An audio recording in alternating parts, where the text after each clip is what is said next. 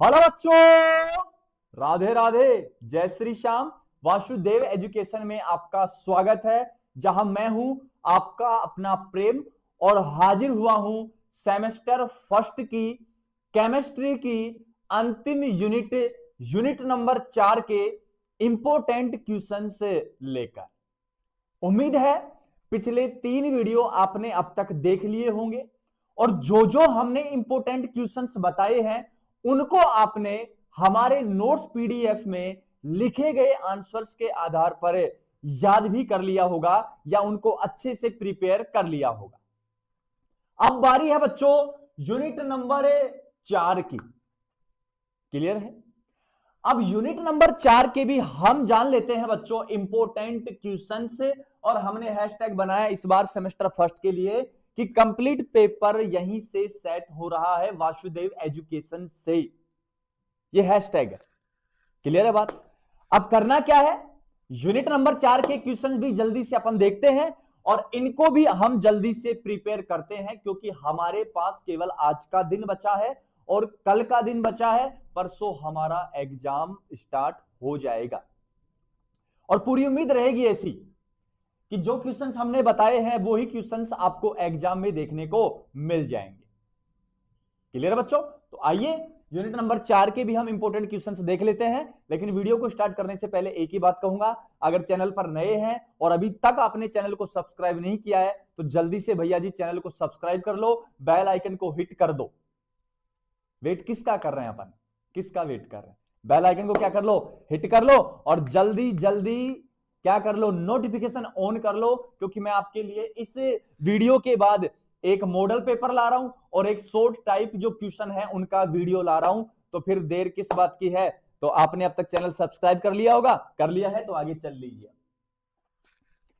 Unit number जो first है उसको मैं बता दूं आपको, यूनिट नंबर फोर्थ जो अपने पास है वो अपने पास है केमिकल काइनेटिक्स। यूनिट नंबर 4 की बात चल रही है, केमिकल काइनेटिक्स है, और इसके ऊपर वाले पार्ट में है मैथमेटिकल कॉन्सेप्ट।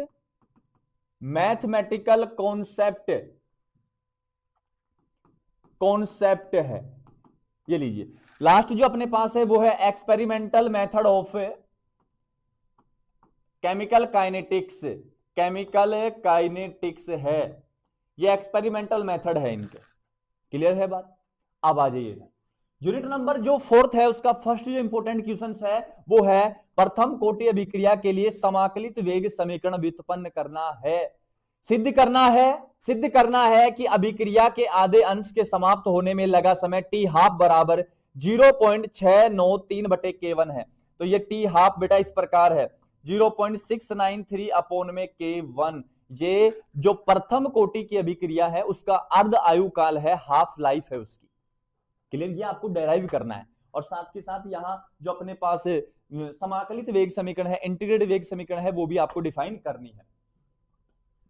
नेक्स्ट पे जाओ। साम्य स्थिरांक एवं ऊष्मा गति की पहलू पर आधारित वेग स्थिरांक के व्यंजक की क्या करनी है? आपको व्युत्पन्न करना है। क्लियर बच्चों? ये है आपका question number second unit number 4 के लिए। अब बात करूं मैं आगे, तो क्वेश्चन नंबर 3 जो अपने पास है वो है रासायनिक बल गतिकी की प्रायोगिक विधियों का नाम बताइए तथा इनमें से किसी एक विधि को क्या करना है? आपको समझाना है। प्रायोगिक विधियों का नाम बताना है और इनमें से एक विधि को विस्तार से क्या समझाना है। ये क्वेश्चन कहां से बना है ये देख लीजिए।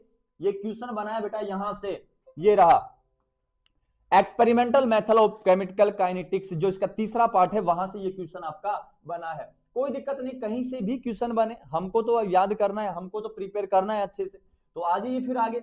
नेक्स्ट जो अपने पास है वो है सक्रियण ऊर्जा से आप क्या समझते हैं? अभिक्रिया वेगों के लिए आर्यनीय सिद्धांत की विवेचना कीजिए, ऊर्जा ज्ञात करने की आलेखीय विधि का वर्णन कीजिए। और इसमें बेटा सक्रियण ऊर्जा और आर्यनीय सिद्धांत ये बहुत ज्यादा इंपॉर्टेंट आपके लिए रहने वाले हैं।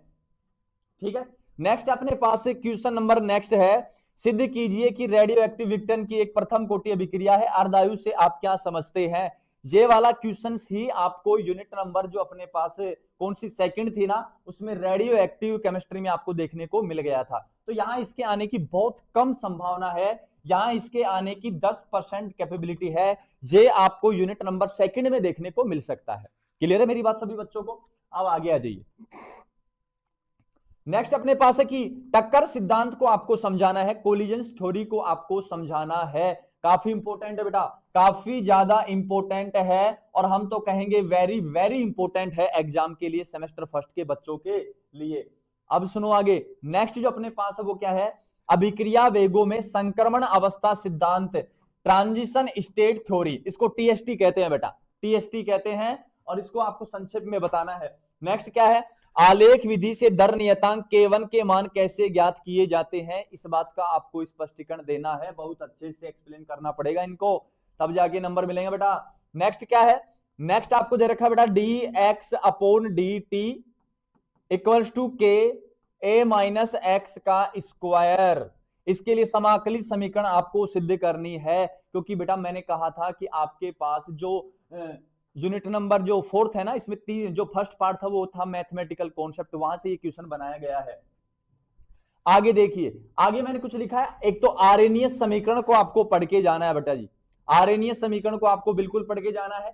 एक आपको बेटा इसी यूनिट में बहुत ज्यादा चांस बनते हैं कि न्यूमेरिकल्स देखने को मिल सकते हैं, न्यूमेरिकल्स देखने को मिल सकते हैं, और ये न्यूमेरिकल्स किससे आएंगे? फर्स्ट ऑर्डर रिएक्शन से, फर्स्ट ऑर्डर रिएक्शन से, हाफ लाइफ से, हाफ लाइफ से, और ईए एक्टिवेशन एनर्जी से। ये ऐसी इस प्रकार के आपको ना न्यूमेरिकल्स देखने को मिल सकते हैं। या तो आपसे रेट डिफाइन करवा लेगा, या रेट कांस्टेंट डिफाइन करवा लेगा, या टाइम डिफाइन करवा लेगा, या हाफ लाइफ डिफाइन करवा लेगा। तो यहां से ये इनकी न्यूमेरिकल्स के बनने की पूरी पॉसिबिलिटी है। तो आप 2-4 टाइप के न्यूमेरिकल्स देख जाना, ठीक है। अब क्या है कि पिछले वीडियो में मैंने क्या किया, मैंने कहा कि उसमें जो स्टीरियो आइसोमेरिज्म है ना, वो पार्ट थोड़ा सिंपल है तो आप उसको पढ़ लेना। तो मैंने क्या किया कि इंपॉर्टेंट क्वेश्चन केवल स्टीरियो आइसोमेरिज्म के ही बनाए, उसके अथवा वाले पार्ट के नहीं बनाए मैंने, या मेन पार्ट के नहीं बनाए मैंने। तो बच्चे कमेंट कर रहे हैं कि सर हमने तो वो ही याद कर रखा है, अब क्या करें हम? भाई बात तो उनकी भी मानने वाली है। तो इसके लिए मैंने क्या किया, देखो मैं तो बायोलॉजी स्टूडेंट हूं, मुझे इतना मैथ का नॉलेज नहीं है, मैं साफ कह रहा हूं, ठीक है, इसमें छुपाने वाली कोई बात नहीं। हमारे जो मैथ वाले सर हैं महेंद्र जी जाट, उनसे मैंने कांटेक्ट किया, सर से मैंने पूछा कि ऐसे ऐसे सिलेबस है, सर को मैंने सिलेबस भेजा, तो सर ने सिलेबस में से 5 क्वेश्चन डिसाइड किए, 5 टॉपिक डिसाइड किए हैं, जहां से सर ने बताया कि यहां से क्वेश्चन मिलने की बहुत ज्यादा प्रोबेबिलिटी है। सर को मैंने प्रीवियस ईयर के कुछ पेपर भी भेजे थे जो मैथमेटिकल कॉन्सेप्ट के क्वेश्चन थे, उस आधार पर सर ने उनका एनालिसिस किया, और एनालिसिस करके फिर हमें 5 टॉपिक बताए हैं, और ये 5 टॉपिक हमको क्या करने हैं, पढ़कर जाने हैं भैया। क्योंकि यहां फिक्स क्वेश्चन नहीं है मैथ में, मैथ में कोई डाटा फिक्स नहीं होता, मैथ में डाटा चेंज होता रहता है, ऐसा सर ने कहा है। क्लियर है बात? तो जो टॉपिक बताए हैं ना, वो आपको पढ़कर जाने। अब मैं तो कहूंगा भैया बायोलॉजी वाले स्टूडेंट से, बायोलॉजी वाले स्टूडेंट को मैथ कम आती है, पहली बात कम आती है, तो मैथमेटिकल कॉन्सेप्ट वाले क्वेश्चन को छोड़ देंगे। अब कुछ कहेंगे सर हाँ नहीं हमें तो आती है, सर आपको ही नहीं आती, हमें तो नहीं आती। बेटा मुझे तो नहीं आती, अगर आपको आती है तो आप मैथमेटिकल के इन 5 टॉपिक को पढ़कर जरूर जाना है। किस प्रकार से इनमें थ्योरम लगती होंगी, किस प्रकार से इनका सॉल्यूशन होता होगा, आपको पढ़ के जाना है। मैं तो भैया जी बता देता हूं बस। पहला है अपने पास क्या, अवकलन, डिफरेंशिएशन देखना है अपन को। क्या देखना है भैया जी? डिफरेंशिएशन आपको देखना है, अवकलन आपको देखना है। क्लियर है बात? अवकलन में मैंने 1-2 क्वेश्चन सर ने जो बताए थे ना, मैंने वो क्वेश्चन लिखे हैं, सर ने जो बताया वो मैंने क्वेश्चन लिखे हैं कि y बराबर e की पावर x, मुझे तो नहीं आता, y बराबर x की पावर n। सर ने बताया कि मैक्सिमा होते हैं और मिनिमा होते हैं, इन टॉपिक्स को पढ़कर जाना है। एक आपको समाकलन का पढ़ना है, समाकलन है, कुछ समाकलन है ex dx का, sin x और dx का, x and dx का, और 1/x dx का, कुछ इस प्रकार के आपको समाकलन देखने हैं। नेक्स्ट देखिए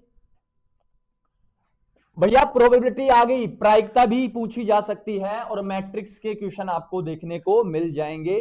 तो ये उन बच्चों के लिए है जो कह रहे थे कि सर हमें तो मैथ के भी क्वेश्चन चाहिए, हम तो मैथ के स्टूडेंट हैं। जो मैथ के स्टूडेंट हैं उनके लिए बेनिफिट है, क्योंकि ये ऐसे टॉपिक है जो उनके लिए शायद बेहद इजी सब्जेक्ट, इजी टॉपिक्स रहने वाले हैं, और जब बेहद इजी है तो उनको जल्दी कर पाएंगे। तो भैया जी इन 5 टॉपिक्स को आप कंपलसरी देखकर जाना, क्योंकि आपको तो बेनिफिट है। फिर रही बात हमारे जैसे बायोलॉजी स्टूडेंट की जिनको मैथ काम आती है, वो काइनेटिक्स के क्वेश्चन पढ़कर चले जाएंगे। तो ये थे अपने पास यूनिट नंबर 4 के इंपोर्टेंट क्वेश्चंस।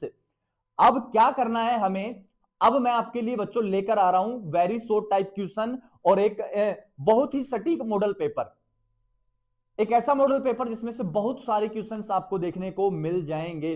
90% चांस रहेंगे कि उसमें से क्वेश्चन आपको देखने को मिल जाएंगे, क्योंकि हमारी रिसर्च चल रही है पेपर के ऊपर, हम पूरा फोकस कर रहे हैं पेपर के ऊपर और फिर जाके आपके लिए मैटर तैयार कर रहे हैं। तो बच्चों बस आपको क्या करना है, चैनल को सब्सक्राइब करके रखना है, क्योंकि हम मॉडल पेपर आज भी डाल सकते हैं और कल मॉर्निंग में भी डाल सकते हैं।